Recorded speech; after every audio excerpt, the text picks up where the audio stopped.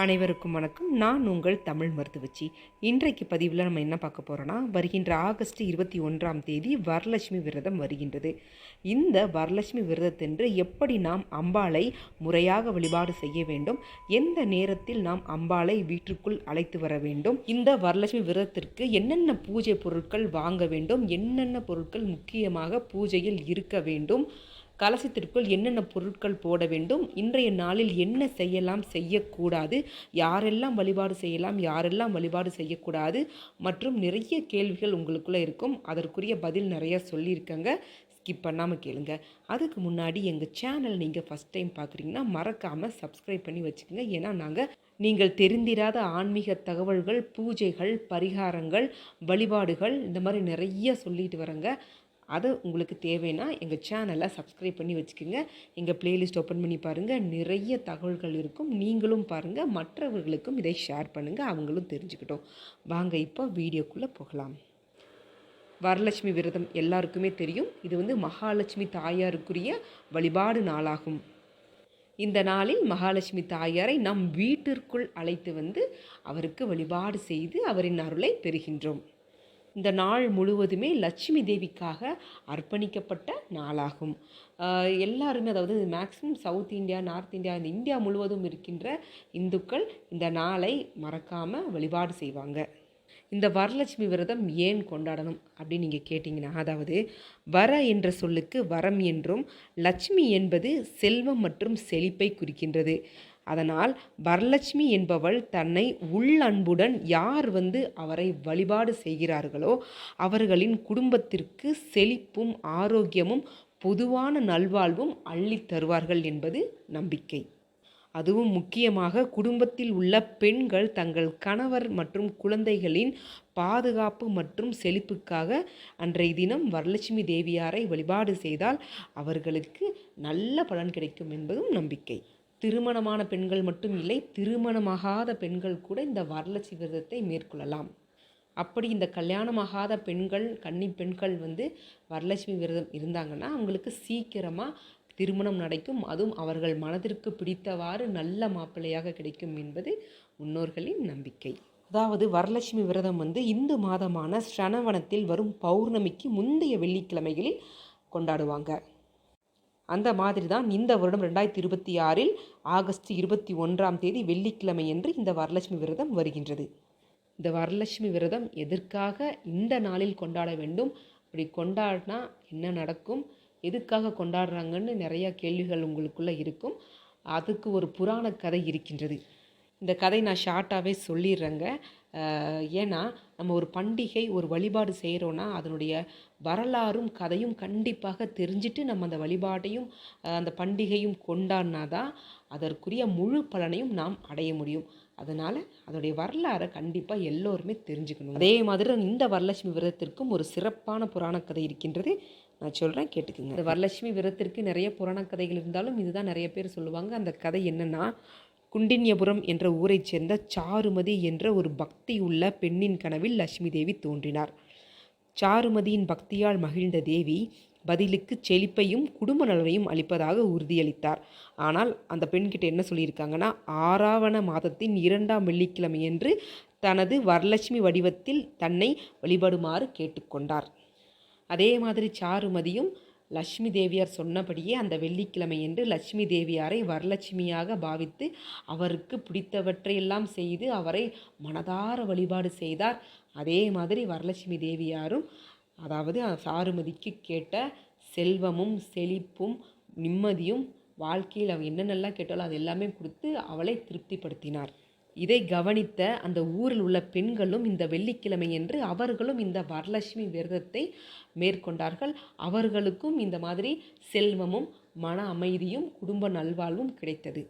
இந்த மாதிரி தான் வரலட்சுமி விரதம் இந்த உலகம் முழுவதுமே ரொம்ப ஃபேமஸ் ஆச்சுங்க. அதுக்கு உதாரணமாக நீங்கள் வரலட்சுமி விரதம் கொண்டாடுறவங்க கிட்ட இந்த விரதம் பற்றி கேட்டிங்கன்னா அவங்க ஒரு கதையை சொல்லுவாங்க. ஏன்னா அவங்க ஃபஸ்ட்டு அந்த பூஜை செய்யும் பொழுது சாதாரண ஒரு லட்சுமி படத்தில் ஆரம்பிச்சிருப்பாங்க. ஆனால் அவங்க படிப்படியாக, அதாவது தானாக நடக்கும் அவங்க வாழ்க்கையில். அடுத்தது அவங்க கும்பம் வைப்பாங்க, அப்புறம் கலசம் வைப்பாங்க, முகம் வைப்பாங்க, அப்புறம் ரொம்ப கிராண்டாக கொண்டாடுவாங்க. அந்த மாதிரி அவர்களுடைய வாழ்க்கை படிப்படியாக அவங்க வந்து முன்னேறிட்டே போவாங்க. இந்த வரலட்சுமி விரதம் அந்த பலன் வந்து பார்த்திங்கன்னா நிறையா பேரோட வாழ்க்கையில் நிறைய மாற்றம் வந்து நிகழ்ந்திருக்கு.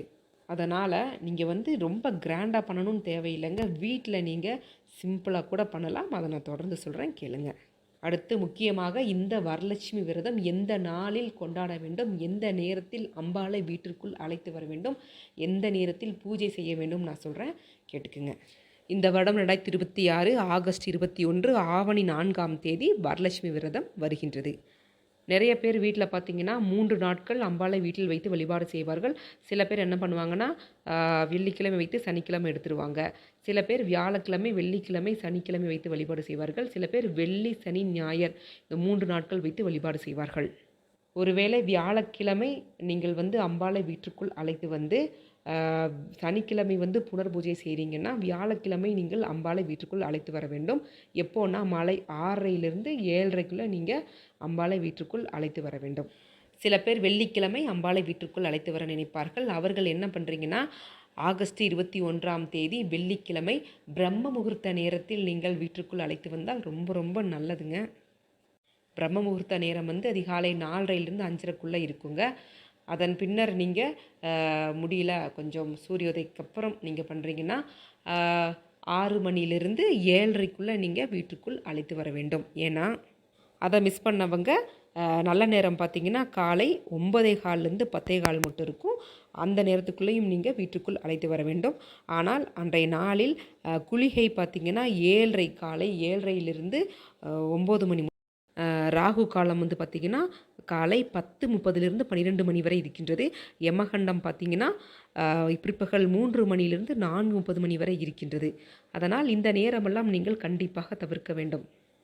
அன்றைய தினம் மாலையில் வீட்டுக்குள் அழைத்து வர வேண்டுமென்றால் நீங்கள் 4:45லிருந்து 6 மணிக்குள் நீங்கள் அம்பாளை வீட்டுக்குள் அழைத்து வர வேண்டும். அதே மாதிரி சில பேர் கேட்டிருந்தாங்க, வியாழக்கிழமை என்று அஷ்டமி இருக்கின்றது, அந்த அஷ்டமி திதி என்று மகாலட்சுமி தாயாரை வீட்டுக்குள் அழைத்து வரலாமான்னு கேட்டிருந்தாங்க. தாராளமாக அழைத்து வரலாம். ஏன்னா அன்றைக்கு வந்து வளர்பிறை அஷ்டமி, வளர்ச்சியை தருகின்ற லட்சுமி தாயாரை நீங்கள் தாராளமாக வீட்டுக்குள் அழைத்து வரலாம். நல்ல செல்வ செழிப்பு உங்களுக்கு கிடைக்கும். ஏனென்றால் வளர்பிறை அஷ்டமிங்கிறது லட்சுமி தேவியாருக்கும் கால பைரவருக்கும் உகந்த நாளாகும். அதனால் அங்கே நீங்கள் தாராளமாக மகாலட்சுமி தாயாரை நீங்கள் வியாழக்கிழமை என்று அழைத்து வரலாம். அதே மாதிரி புனர் பூஜை செய்வதற்குரிய நாள் வந்து பார்த்திங்கன்னா நீங்கள் வியாழக்கிழமை வைக்கிறீங்கன்னா நீங்கள் சனிக்கிழமை புனர் பூஜை செய்யலாம். வெள்ளிக்கிழமை கண்டிப்பாக புனர் பூஜை செய்யக்கூடாதுங்க. சில பேர் கேட்டிருந்தாங்க, நான் வெள்ளிக்கிழமை காலையில் வைக்கிறேன், அன்றைக்கி சாயந்தரம் புனர் பூஜை செய்யலாமான்னா கண்டிப்பாக வெள்ளிக்கிழமை புனர் பூஜை செய்யக்கூடாது. மறுநாள் நீங்கள் ஒரு நாள் வைக்கிறீங்கன்னா மறுநாள் சனிக்கிழமை காலையில் நீங்கள் புனர் பூஜை செய்து எடுத்துக்கொள்ளலாம். 3 நாள் வைக்கிறவங்க வியாழன், வெள்ளி, சனி வைக்கலாம், இல்லைனா வெள்ளி, சனி, ஞாயிறு வைக்கலாம். ஆனால் கண்டிப்பாக வெள்ளிக்கிழமை என்று புனர் பூஜை செய்யக்கூடாதுங்க. ஒருவேளை நீங்கள் சனிக்கிழமை புனர் பூஜை செய்கிறீங்கன்னா காலை 7:45லிருந்து 8:45க்குள் நீங்கள் புனர் பூஜை செய்து விடலாம். ஞாயிற்றுக்கிழமை செய்கிறீங்கன்னா காலை 9 மணிக்குள் நீங்கள் புனர் பூஜை செய்து கொள்ளலாம். அடுத்து இந்த வரலட்சுமி விரதத்தை எப்படி முறையாக வழிபாடு செய்யணும்னு நான் சொல்கிறேன். அடுத்து ரொம்ப சிம்பிளாக வீட்டில் எப்படி எளிய முறையில் செய்யலாங்கிறதையும் நான் சொல்கிறேன், தொடர்ந்து கேளுங்க. சில பேர் வரலட்சுமி விரதத்தை ரொம்ப பிரம்மாண்டமாக செய்வாங்க, சில பேர் சிம்பிளாக செய்வாங்க. அவங்களுடைய பொருளாதாரம், அவங்களுடைய விருப்பம் கேட்ட மாதிரி அவர்கள் வந்து வழிபாடு செய்வார்கள். பொதுவாக எப்படி வழிபாடு செய்யணும்னா, அதாவது நீங்கள் கணக்கு மட்டும் எடுத்துக்கணும். அதாவது 1 நாள் வைக்கிறீங்களா, 3 நாள் வைக்கிறீங்களா, 5 நாளா, 7 நாட்களான்னு ஒற்றைப்படை வரிசையில் தான் நீங்கள் இந்த விரதத்தை கடைபிடிக்க வேண்டும். ஒற்றைப்படை வரிசைனா 1, 3, 5, 7 இந்த நாட்களில் கணக்கு வைத்தான் நீங்கள் வழிபாடு செய்ய வேண்டும். சில பேர் பார்த்திங்கன்னா மேக்ஸிமம் நிறைய பேர் 3 நாட்கள் தான் எடுத்துக்கொள்வார்கள். அப்படி 3 நாட்கள் உங்கள் கணக்கு தான். ஒருவேளை வியாழன், வெள்ளி, சனி அந்த மாதிரி எடுத்துக்கலாம். இல்லை என்றால் வெள்ளி, சனி, ஞாயிறு இந்த 3 நாட்கள் எடுத்துக்கொள்ளலாம். இல்லை நான் ஒரு நாள் தான் வைக்க முடியும் அப்படின்னா வெள்ளி வைத்து நீங்கள் சனிக்கிழமை காலையில் நீங்கள் புனர்பூஜை செய்து கொள்ளலாம். வரலட்சுமி விரதத்தன்று என்ன செய்யலாம், செய்யக்கூடாது, எப்படி வழிபாடு செய்யணும்னு நான் சொல்கிறேன், கேட்டுக்குங்க. முதல் ரெஸ்ட்ரிக்ஷன் என்னென்னா, வீடு ரொம்ப சுத்தபத்தமாக இருக்கணுங்க. ஏன்னா நம்ம மகாலட்சுமி தாயாரை வீட்டுக்குள் அழைத்து வந்து வழிபாடு செய்கின்றோம். நம்ம வீடு வந்து ஒரு கோயிலாக மாறி இருக்கணும். அதனால் வீட்டில் வந்து ரொம்ப சுத்தமாக இருக்கணும். அழுக்கு துணி, அழுக்கு பாத்திரம், அந்த மாதிரி கவிச்சைகள் இந்த மாதிரிலாம் எதுவுமே இருக்கக்கூடாதுங்க. நீங்கள் வியாழக்கிழமை கலசம் வைக்கிறனாலும் சரி, வெள்ளிக்கிழமை கலசம் வைக்கிறனாலும் சரி, அதாவது நீங்கள் ஞாயிறு திங்கள்லேருந்தே நீங்கள் ஆரம்பிச்சிடணும் வீடை சுத்தம் பண்ணுறதுக்கு. புதன்கிழமை நல்லா வீடெல்லாம் சுத்தம் பண்ணிவிட்டு வியாழக்கிழமை நீங்கள் கலசம் வைக்க தயாராகிடணுங்க. வீடு வாசல் எல்லாமே சுத்தமாக இருக்க வேண்டும். அதாவது நீங்கள் வெள்ளிக்கிழமை காலையில் நீங்கள் வைக்கிறீங்கன்னா வியாழக்கிழமையே நீங்கள் மேக்ஸிமம் எல்லா வேலையும் முடிச்சிருங்க. அன்றைய தினம் ஒருவேளை நீங்கள் வெள்ளிக்கிழமை வைக்கிறீங்கனாலும் சரி, வியாழக்கிழமை வைக்கிறீங்கனாலும் சரி, அன்றைய தினம் நீங்கள் அதிகாலையில் நேரமாக எழுந்திரித்து வீட்டில் வாசல் இருந்தால் நல்லா பெருக்கி, சாணம் இருந்தால் சாணம் தெளிங்கள், இல்லைன்னா தண்ணீர் தெளித்து அழகான தாமரை பூக்கோலம் போடுங்கள். ஏன்னா எல்லோருக்குமே தெரியும் லட்சுமி தேவியார் தாமரை மலரில் தான் அமர்ந்திருப்பார்கள். அதனால் அவங்களுக்கு ரொம்ப விருப்பமான மலர் வந்து தாமரை மலர். அதனால் நீங்கள் வாசலில் தாமரை கோலம் போடலாம். அதன் பின்னர் வீடு கொஞ்சம் அந்த மாப்பெல்லாம் அன்றைக்கி போடாதீங்க, முன்னாடி நாளே போட்டு வச்சுருங்க. வீடு பெருக்கிட்டு நீங்கள் காலையில் நேரமாகவே எழுந்து குளிச்சிடணுங்க. இந்த விரதத்தை அனைத்து பெண்களும் மேற்கொள்ளலாம். முக்கியமாக சுமங்கலி பெண்களும் கன்னி பெண்களும் இந்த விரதத்தை முக்கியமாக எடுக்க வேண்டும். இந்த மாதிரி அதிகாலையில் எழுந்திரிச்சு வீடு வாசலாம் சுத்தம் செய்துவிட்டு நீங்கள் முன்னாடி வியாழக்கிழமையே நீங்கள் அந்த மகாலட்சுமி தாயாரை வைக்கிறக்குரிய இடங்க வந்து செலக்ட் பண்ணிடுங்க. அந்த இடம் வந்து எங்கே வைக்கணும்னா வடக்கு அல்லது கிழக்கு, முக்கியமாக ஈசானி மூலையில் தான் இந்த கலசத்தை நீங்கள் வைக்க வேண்டும். ஈசானி மூலைனா தென்கிழக்கு. இந்த தென்கிழக்கில் நீங்கள் வச்சிங்கன்னா, அதாவது ஈஸ்ட் சைடு சொல்லுவாங்க, அந்த ஈஸ்ட் டைரெக்ஷனில் தான் நீங்கள் கலசத்தை, அதாவது அம்பாளை வைக்க வேண்டும். அந்த இடத்துல நல்லா சுத்தமாக தண்ணீர் ஊற்றி கழுவிட்டு கொஞ்சமாக மஞ்சள் தண்ணீர் லைட்டாக தெளித்து விட்டுருங்க. அதன் பிறகு அழகான கோலம் போட்டு அந்த இடத்துல என்ன பண்ணுறீங்க, மணப்பலகை வைக்கணும். மணப்பலகை இல்லை வைக்கலை, நான் டேபிள் மேலே வைக்கிறீங்கன்னா டேபிளையும் நல்லா க்ளீன் பண்ணி அந்த இடத்துல டேபிளில் வச்சுக்கோங்க. அந்த டேபிளையும் நல்லா சுத்தமாக க்ளீன் பண்ணிவிட்டு அந்த டேபிள்லையும் நீங்கள் அழகாக கோலம் போட்டு வச்ச பிறகு அந்த கோலத்து மேலே மணப்பலகை வைக்க வேண்டும். மணப்பலகையும் நல்லா சுத்தமாக துடைச்சிட்டு அது மேலே மஞ்சள் பூசிட்டு அதுலேயும் நீங்கள் அழகாக கோலம் போட்டு அதன் மேலே பச்சை, மஞ்சள், சிவப்பு இந்த 3ல் ஏதாவது ஒரு துணியை அந்த மணப்பலகையில் மூட வேண்டும். அதன் பிறகு நீங்கள் மகாலட்சுமி தாயாரை வீட்டுக்குள் அழைத்து வர வேண்டும். அதை நான் சொன்னேன்லங்க, கரெக்டாக இந்த பிரம்ம முகூர்த்தம் அல்லது அந்த காலை நல்ல நேரத்துக்குள்ளே நீங்கள் வீட்டுக்குள் அழைத்து வர வேண்டும். எப்படி அம்பாளை அழைத்து வர வேண்டும் நான் சொல்கிறேன், கேட்டுக்குங்க. அதாவது சில பேர் என்ன பண்ணுவாங்கன்னா, லட்சுமி ஃபோட்டோவை வச்சு வீட்டுக்குள்ளே அழைச்சிட்டு வருவாங்க. சில பேர் கலசம் வச்சு அந்த கலச சொம்பவே வீட்டுக்குள்ளே எடுத்துகிட்டு அழைச்சிட்டு வருவாங்க. அந்த மாதிரியும் பண்ணலாம். ஆனால் சில பேர் ஏற்கனவே அதாவது அந்த டெக்கரேஷன், அதாவது அந்த சாமியை வந்து அழகுபடுத்தி செட் பண்ணி வச்சுருப்பாங்க. அவங்க என்ன பண்ணுவாங்கன்னா, இன்னொரு கலச சொம்பில் பச்சரிசி அதற்குரிய பொருட்கள் எல்லாம் போட்டு வீட்டுக்குள்ளே எடுத்துகிட்டு வந்து அந்த அவங்க ஏற்கனவே அம்பாளை உருவாக்கி வச்சுருப்பாங்க, அந்த அம்பாள் கால்கடியில் வச்சுருவாங்க. ஆனால் சில பேர் அந்த கலசத்தை எடுத்துகிட்டு வந்த பிறகு தான் அம்பாளை வந்து உருவாக்குவாங்க. அது வந்து அவரவர்கள் விருப்பம். அதாவது ஃபோட்டோவை வச்சு அழைச்சிட்டு வரனாலும் சரி, இல்லை கலசம் வச்சு அழைச்சிட்டு வரனாலும் சரிங்க, வீட்டுக்குள் வெளியே நின்றுக்குங்க. அதாவது கிழக்கு பார்த்து நின்றுக்குங்க. அப்போது அந்த ஃபோட்டோவாகட்டும் கலசமாகட்டும் யார் வந்து பூஜை செய்கிறாங்களோ, எந்த பெண் வந்து பூஜை செய்கிறாங்களோ அவங்க வந்து அந்த கலசத்தையும் ஃபோட்டோவையும் எடுத்து கையில் வச்சுக்கணும். அந்த லக்ஷ்மி ஃபோட்டோவாகட்டும் இல்லை கலசமாகட்டும் அதற்கு மஞ்சள் குங்குமம் வைத்து பூ போட்டு அதுக்கு நீங்கள் ஆராத்தி எடுத்து தான் வீட்டுக்குள் அழைத்து வர வேண்டும். அப்பொழுது நீங்கள் மகாலட்சுமி ஸ்தோத்திரம் இல்லைன்னா கனகதர ஸ்தோத்திரம், மகாலட்சுமி 108 போற்றி சொல்லி தான் நீங்கள் வீட்டுக்குள் அழைச்சிட்டு வரணும். முக்கியமாக சொல்லிடுறேங்க, அதாவது எந்த பெண் வந்து அன்றைய தினம் விரதம் இருக்கிறாங்களோ அவங்க கையில் தான் நீங்கள் மகாலட்சுமி தாயாரை கொடுத்து வீட்டுக்குள் அழைத்து வர வேண்டும். அவர்களை வாசலில் நிற்க வச்சு அவங்க கையில் இந்த ஒரு தாம்பூலத்தட்டு வச்சு அந்த தாம்பூலத்தட்டில் ஃபோட்டோ அல்லது அந்த கலசத்தை வச்சு அந்த கலசத்திற்கு மஞ்சள் குங்குமம் பூ வைத்து அவங்களுக்கும் மஞ்சள் குங்குமம் பூ வைத்து அந்த கலசத்திற்கு நீங்கள் தீபாரதனை காட்ட வேண்டும். தீபாரதனை காட்டிவிட்டு அதன் பிறகு நீங்கள் அவர்களை உள்ளே அழைத்து பூஜையை தொடங்க வேண்டும். அம்பாளை கையில் எடுத்து வந்தவுடன் நீங்கள் கரெக்டாக அந்த இடத்துல நீங்கள் வச்சிடணும். அதனால் ஏற்கனவே நீங்கள் அந்த இடத்த வந்து செட் பண்ணி வச்சிடணும். அதாவது கலசம் வந்து வேறு எங்கேயும் எடுத்துகிட்டு போகக்கூடாது, கையிலேருந்து நேராக அந்த இடத்துல தாங்க வைக்கணும். அதனால் முன்னாடியே செட் பண்ணி வச்சுக்கோங்க. அதாவது எப்படின்னா அந்த இடத்த க்ளீன் பண்ணிவிட்டு கோலம் போட்டு தாம்பூலத்தட்டு அல்லது வாழை இலை விரித்து அந்த வாழை இலை தாம்பூலத்தட்டில் அரிசி அல்லது நெல் வந்து பரப்பி வைக்க வேண்டும். அரிசினா பச்சரிசி தாங்க நீங்கள் பயன்படுத்த வேண்டும். நீங்கள் கலசம் வைக்கிறீங்கனாலும் சரி, ஃபோட்டோ வைக்கிறீங்கனாலும் சரி, வெறுந்தரில் வைக்கக்கூடாதுங்க, இது மேலே தான் வைக்க வேண்டும். இப்படி கலசம் வச்ச உடனே அடுத்து நீங்கள் அலங்காரம் செய்ய ஆரம்பிக்க வேண்டும். சில பேர் அவங்கவங்க வசதிக்கு ஏற்ற மாதிரி ரொம்ப பிரம்மாண்டமாகவும் செய்வாங்க, சில பேர் சிம்பிளாக செய்வாங்க. பிரம்மாண்டமாக செய்கிறவங்க எப்பவும் போல் அதாவது அலங்கார பொருட்கள் வைத்து அம்பாளை பூக்களாலும் நகைகளாலும் செட் செய்து வழிபாடு செய்வார்கள். சில பேர் சிம்பிளாக என்ன பண்ணுவாங்கன்னா, அந்த தேங்காய்க்கு மஞ்சள் குங்குமம் வைத்து பூ வைத்து வளையல் வைத்து வழிபாடு செய்வார்கள். அதே மாதிரி முதல் தடவை செய்கிறவங்க மேக்ஸிமம் சிம்பிளாக தான் செய்ய நினைப்பாங்க. ஏன்னா அவங்களுக்கு தெரியாது. அப்படி இருக்கிறவங்க நிறையா ஃபோட்டோஸ் போட்டிருக்க பாருங்கள். இந்த மாதிரி நீங்கள் அலங்காரம் செய்து வழிபாடு செய்யலாம். அதே மாதிரி கலசத்தை எப்படி நிரப்ப வேண்டும், என்னென்ன பொருட்கள் போட வேணும்னு நான் சொல்கிறேன், கேட்டுக்குங்க. அதாவது சில பேர் கலசத்தை தண்ணீரால் நிரப்புவார்கள், சில பேர் அரிசியை கொண்டு நிரப்புவார்கள். அரிசினா பச்சரிசி மட்டுமே தான் பயன்படுத்த வேண்டும். தண்ணீரால் நிரப்புவீர்கள் என்றால் நல்ல சுத்தமான தண்ணீரை நீங்கள் எடுக்க வேண்டும். ஏற்கனவே நீங்கள் பயன்படுத்திய தண்ணீரால் நிரப்பக்கூடாது, பயன்படுத்தக்கூடாது. நீங்கள் வீட்டுக்குள் புழங்காத பயன்படுத்தாத தண்ணீரை எடுத்துக்கொள்ளுங்கள். அதை கலசத்திற்குள் போட்டு அந்த தண்ணீருக்குள் கொஞ்சம் துளசி, கொஞ்சம் மஞ்சள், கொஞ்சம் பன்னீர், வெட்டிவேர், எலுமிச்சம்பழம், மஞ்சள் கிழங்கு, நாணயம் இருந்தால் நாணயம் போடலாம். அதன் பிறகு வாசனை பொருட்கள் போடலாம். ஜாதிக்காய், மாசிக்காய், ஏலக்காய் இந்த மாதிரி போடலாம். அப்புறம் கருகமணி, கருப்பு வளையல் இந்த மாதிரி நீங்கள் உள்ள சின்ன கண்ணாடி இந்த மாதிரிலாம் கலசத்திற்குள் போட்டு நீங்கள் கலசத்தை நிரப்பலாம். அதே மாதிரி தண்ணீர் என்றாலும் சரி, அரிசினாலும் சரிங்க, கலசம் 3/4 பாகத்தில் வைத்து தான் நிரப்ப வேண்டும். கலசம் ஃபுல்லும் தலை தட்டி நீங்கள் நிரப்பக்கூடாதுங்க. 3/4 வாசி தான் நிரப்ப வேண்டும்.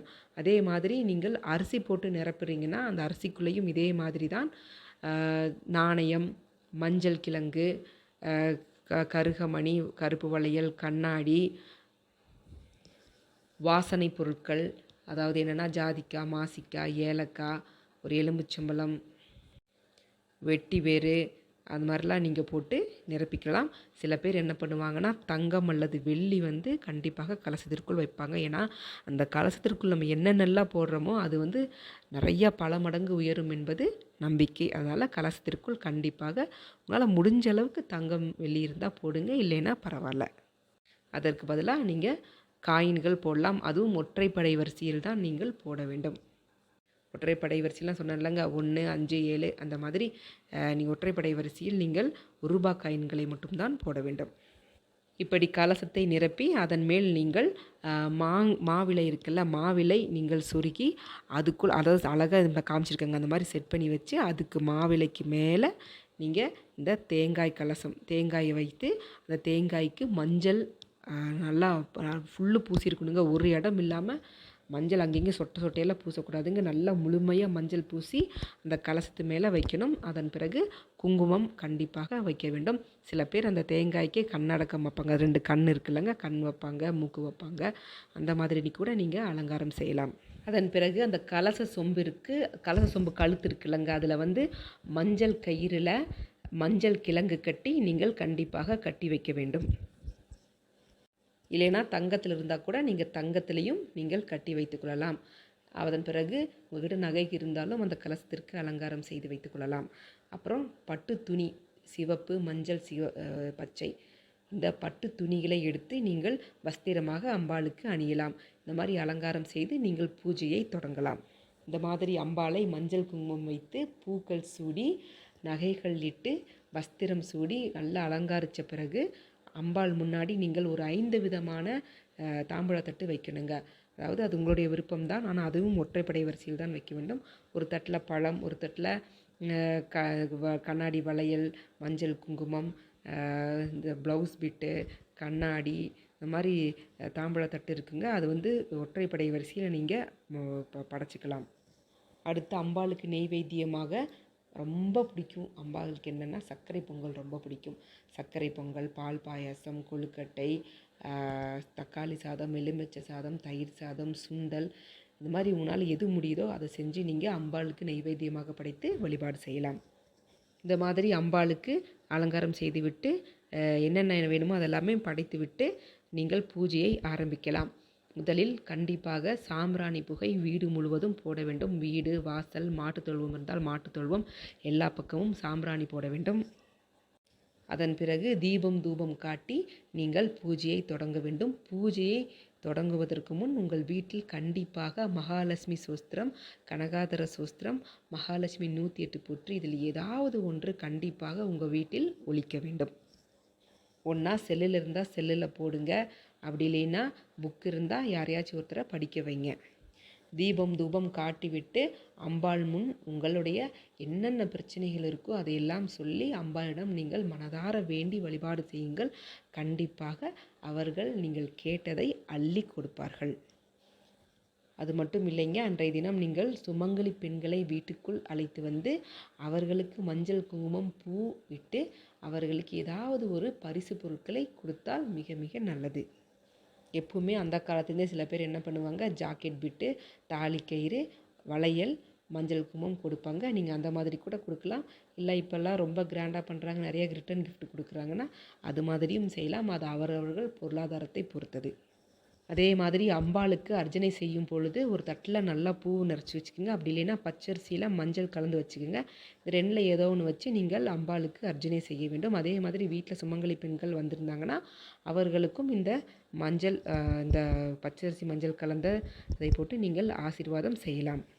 அன்றைய தினம் என்னென்ன பொருட்கள் வாங்கலாம் நான் சொல்கிறேன், கேட்டுக்குங்க. பூஜைக்கு தேவையான பொருட்கள்: மஞ்சள் பொடி, குங்குமம், சந்தனம், புஷ்பம் அதாவது பூக்கள், எலுமிச்சம்பழம், தேங்காய், அரிசி, வெற்றிலைப்பாக்கு, வஸ்திரம், பால், தேன், பஞ்சாமிர்தம், தயிர், கற்பூரம், வாழை இலை, வாழைப்பழம், உதிரி பூக்கள், பழங்கள், வெற்றிலைப்பாக்கு, ஊதுபத்தி, சாம்பிராணி, நல்லெண்ணெய், திரி, மாவிலை கொத்து, மஞ்சள் சரடுகள், நெய், நெல், ₹1 நாணயம், தோரணம், பச்சரிசி, வெல்லம், வாழைக்கன்று, தாமரைப்பூ, தூபக்கால், தீபக்கால், குத்துவிளக்கு, கலசத்திற்குள் போடுவதற்காக பச்சரிசி ஏற்கனவே நான் சொல்லியிருப்பாங்க. அந்த கலசத்திற்குள் போட வேண்டிய பொருட்களை அதை நீங்கள் முன்னாடியே வாங்கி வச்சுருங்க.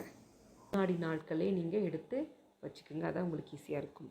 அதே மாதிரி வெள்ளிக்கிழமை நீங்கள் பூஜையெல்லாம் முடித்த பிறகு ஒரு 7-8 மணிக்குள்ளே நீங்கள் அம்பாளுக்கு ஆராத்தி எடுத்து விட வேண்டும். ஒன்றும் இல்லைங்க, ஒரு சின்ன பித்தளை தட்டில் தண்ணி ஊற்றி கொஞ்சம் சுண்ணாம்பு, மஞ்சள் போட்டு வெற்றிலையில் கற்பூரம் வைத்து நீங்கள் அம்பாளுக்கு ஆராத்தி கண்டிப்பாக எடுக்க வேண்டும். அடுத்து உணர்வு பூஜை எப்படி செய்யணுங்கிறத நெக்ஸ்ட் வீடியோவில் நான் சொல்கிறேங்க. அதோடைய லிங்க் டிஸ்கிரிப்ஷனில் கொடுக்குறேன், பார்த்து தெரிஞ்சுக்கோங்க. அப்படி இல்லைன்னா எங்கள் பிளேலிஸ்ட் ஓப்பன் பண்ணி பாருங்கள், ஷார்ட் வியூஸில் இருக்கும், அதில் போய் பார்த்து தெரிஞ்சுக்கோங்க. அடுத்து நிறைய பேர் வரலட்சுமி விரதம் பற்றி நிறைய கேள்விகள், டவுட்ஸ் கேட்டிருந்தாங்க. அதற்குரிய பதில் நான் சொல்கிறேன், கேட்டுங்க. முதலாவதாக ஒரு பெண்மணி கேட்டிருந்தாங்க, நான் வந்து பீரியட்ஸ் ஆகியிருக்கேங்க, அந்த பீரியட்ஸ் டைமில் நான் வரலட்சுமி விரதம் வீட்டில் வைத்து கொண்டாடலாமான்னு கேட்டிருந்தாங்க. கண்டிப்பாக கூடாதுங்க. பீரியட்ஸ் டைமில் ஒரு வேளை உங்களுக்கு 5 நாள் முடிவடைந்து விட்டது, ஆனாலும் இரத்தப்போக்கு நிற்கவில்லை அப்படின்னாலும் கண்டிப்பாக நீங்கள் வரலட்சுமி விரதம் கொண்டாடக்கூடாது. இரத்தப்போக்கெல்லாம் நின்றுவிட்டு நல்ல சுத்தபத்தமாக இருக்கிறீங்கன்னா மட்டும்தான் நீங்கள் வரலட்சுமி விரதத்தை கொண்டாட வேண்டும். அதே மாதிரி இன்னொருத்தர் கேட்டிருந்தாங்க, எங்கள் வீட்டில் என்னுடைய பெண் வந்து பீரியட்ஸ் ஆகிட்டாங்க, நான் வந்து வீட்டில் வரலட்சுமி விரதம் கொண்டாடலாமான்னு கேட்டால் அதுவும் கூடாது தாங்க. வீட்டில் மாதவிலக்கு ஆன பெண்கள் இருந்தாங்கன்னா கண்டிப்பாக வீட்டில் வரலட்சுமி விரதம் கொண்டாடக்கூடாது. அது பதிலாக நெக்ஸ்ட் வீக், அதாவது அடுத்த வெள்ளிக்கிழமையில் நீங்கள் தாராளமாக வரலட்சுமி விரதத்தை மேற்கொள்ளலாம். அதே மாதிரி இன்னொருத்தர் கேட்டிருந்தாங்க, நான் வந்து வீட்டில் வரலட்சுமி விரதம் கலசமெல்லாம் வச்சுட்டேங்க, ஆனால் அன்றைக்கி மறுநாள் வந்து வேறு ஊருக்கு போகணும், அதனால் ஒரே நாளில், அதாவது வெள்ளிக்கிழமை காலையில் வச்சு வெள்ளிக்கிழமை சாயந்தரமே எடுத்துடலாமா, நைட்டே எடுத்துடலாமான்னு கேட்டிருந்தாங்க. கண்டிப்பாக கூடாது. அதாவது நீங்கள் வெள்ளிக்கிழமை கலசத்தை, அதாவது அம்பாளை வந்து கலைக்கக்கூடாதுங்க. நீங்கள் என்ன பண்ணுறீங்கன்னா மறுநாள் சனிக்கிழமை காலையில் நேரமாக செஞ்சுட்டு போகிறீங்க, இல்லை யாராச்சும் ஒருத்தர்கிட்ட அந்த பொறுப்பை கொடுத்துட்டு போயிருங்க. ஆனால் தயவு செஞ்சு வெள்ளிக்கிழமை எனக்கு நீங்கள் கலசம் கலைக்கக்கூடாது. அதே மாதிரி இன்னொருத்தர் கேட்டிருந்தாங்க, இந்த மாதிரி நோன்பு கயிறு எந்த நேரத்தில் எப்படி கட்ட வேண்டும் கேட்டிருந்தாங்க. அதை நான் சொல்ல மறந்துட்டேன், நான் சொல்லிடுறேன், பார்த்துக்கோங்க. அதாவது நோன்பு கயிறு வந்து 9 கயிறு எடுத்துக்கணுங்க. அதாவது 9 நூல் கயிறு எடுத்துக்கணும். அந்த நூல் கயிறு நல்லா மஞ்சள் பூசிட்டு அந்த நூல் கயிறில் 9 முடிச்சு போடணும். சில பேர் மஞ்சள் கிழங்கு கட்டுவாங்க, சில பேர் பூ கட்டிக்குவாங்க. அதை கட்டி என்ன பண்ணணும்னா, அந்த நீங்கள் கலசம் வச்சுருப்பீங்களா, அந்த கலசத்துக்கிட்ட வச்சிடணும். இல்லைனா மகாலட்சுமி தாயார் கால்கடியில் வச்சு நீங்கள் இந்த பூஜையெல்லாம் முடிஞ்ச பிறகு உங்கள் வீட்டில் யாராச்சும் பெரியவங்க இருந்தாங்கன்னா அவங்கள கொண்டு நீங்கள் கையில் கட்டணும். அப்படின்னா உங்கள் கணவரை கூட உங்கள் கையில் கட்டிவிட சொல்லலாம். இந்த நோன்பு கயிறு வந்து கல்யாணமான பெண்களும் கட்டலாம், கல்யாணமாகாத பெண்களும் கட்டலாம். அதே மாதிரி இன்னொன்று ரொம்ப முக்கியமானது, அன்றைய தினம் பெண்கள் ரொம்ப சுத்தபத்தமாக குளித்து மங்களகரமாக இருக்க வேண்டும். ஏன்னா அன்றைய நாள் அவர்களுக்குரியது. அதாவது பெண் என்பவளே மகாலட்சுமி ஆவாள். அதனால் தயவு செஞ்சு அன்னைக்கு ரொம்ப சுத்தபத்தமாக மங்களகரமாக நன்றாக தலைக்கு குளித்து மஞ்சள் போட்டு பொட்டு வைத்து பூ வைத்து சேலை கட்டி நல்லா அன்றைய தினம் ரொம்ப மங்களகரமாக இருங்க. உங்களுக்கு ரொம்ப லக்ஷ்மி கடாட்சமாக இருக்கும். அதை விட்டுட்டு குளிக்காமல் ரொம்ப அழுக்கு துணியை போட்டுட்டு வீடை சுத்தம் பண்ணாமல் ரொம்ப அமங்கலமாக இருந்தீங்கன்னா உங்கள் வீட்டில் மகாலட்சுமி வராமல் உங்களுக்கு கஷ்டம் வரும் என்று முன்னோர்கள் சொல்லியிருக்காங்க. ஸோ நம்மளும் அதை நம்பித்தான் ஆக வேண்டும். அதனால் தயவு செஞ்சு அன்றைய தினம் ரொம்ப மங்களகரமாக அனைத்து பெண்களும் இருக்க வேண்டும். அதே மாதிரி அம்பாளை வீட்டுக்குள் வைத்தவுடன் வீட்டில் வந்து சண்டை போடுவது, தகாத வார்த்தைகள், கெட்ட வார்த்தைகள், தீய வார்த்தைகள் பேசுவது, குழந்தைகளை அடிப்பது, திட்டுவது, இந்த மாதிரியெல்லாம் பண்ணவே கூடாதுங்க. அதை விட முக்கியமானது வீட்டுக்குள் அசைவம் சமைக்கக்கூடாது. மேக்ஸிமம் யாரும் சமைக்க மாட்டாங்க. இருந்தாலும் நான் சொல்லிடுறேன், சமைக்கக்கூடாது.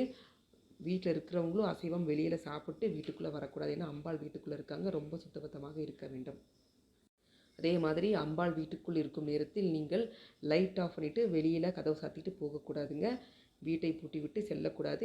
எப்பவுமே வீடு திறந்து இருப்பீங்க. 3 நாள் அம்பாளை வீட்டில் வைக்கிறீங்கன்னா வீடு வந்து திறந்தே இருக்க வேண்டும்.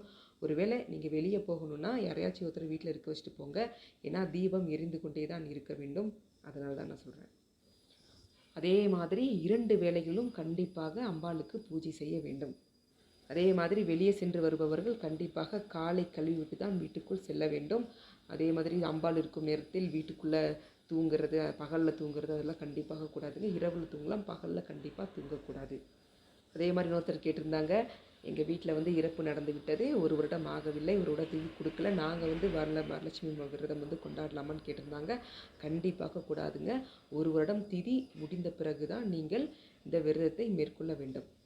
அதே மாதிரி இன்னொருத்தர் கேட்டிருந்தாங்க, எனக்கு வந்து வசதி இல்லைங்க, நான் வந்து வீட்டில் லக்ஷ்மி ஃபோட்டோ வச்சு நான் கும்பிடலாமான்னா தாராளமாக கும்பிடலாம்.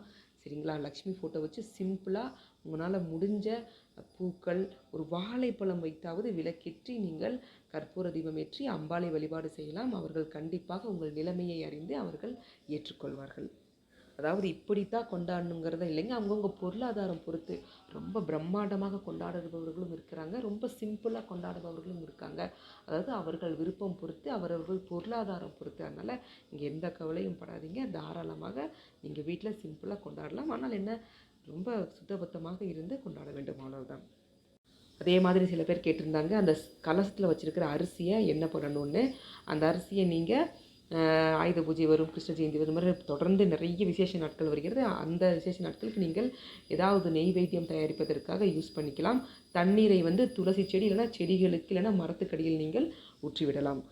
அந்த காசு வந்து என்ன பண்ணுறீங்கன்னா, உங்கள் வீட்டில் கஜானா அல்லது பர்ஸ் இருந்துச்சுன்னா பீரோவில் ஏதாவது நீங்கள் பணம் புழங்குற இடத்துல வைத்துக்கொள்ளலாம். மீதமுள்ள பொருட்களையெல்லாம் நீங்கள் அப்படியே பத்திரப்படுத்தி அடுத்த வருட வரலட்சுமி விரதத்துக்கு நீங்கள் பயன்படுத்தி கொள்ளலாம். இன்னொருத்தர் கேட்டிருந்தாங்க, இது வந்து பெண்கள் மட்டும்தான் இருக்க வேண்டுமா, ஆண்கள் இருக்க வேண்டாமான்னா தாராளமாக இருக்கலாங்க. உங்கள் வீட்டில் வந்து பெண்கள் இல்லை என்றால் ஆண்கள், திருமணமாகாத ஆண்கள் யாராச்சும் இருந்தீங்கன்னா அவர்களும் இந்த விரதத்தை மேற்கொள்ளலாம். எந்த ஒரு தவறும் கிடைக்காது. சீக்கிரமாக அவர்களுக்கும் திருமணம் நடக்கும். அதே மாதிரி திருமணமாகாத ஆண்களும் பெண்களும் இருந்தாங்கன்னா அவங்க அன்றைய தினத்தில் ஏதாவது ஒரு கோவிலுக்கு சென்று அவர்களால் முடிந்தவற்றை யாருக்காவது தானம் செய்யணும். முக்கியமாக திருமணமாகாத பெண்கள், திருமணமான சுமங்கலி பெண்களுக்கு மஞ்சள் கயிறு, மஞ்சள் குங்குமம், ஜாக்கெட் பிட் இந்த மாதிரிலாம் கொடுக்கலாம். திருமணமாகாத ஆண்கள் வந்து அன்னதானம் கொடுக்கலாம், இல்லைன்னா பணதானம் அந்த மாதிரிலாம் கொடுக்கலாம். அது அவர்களை பொறுத்தது.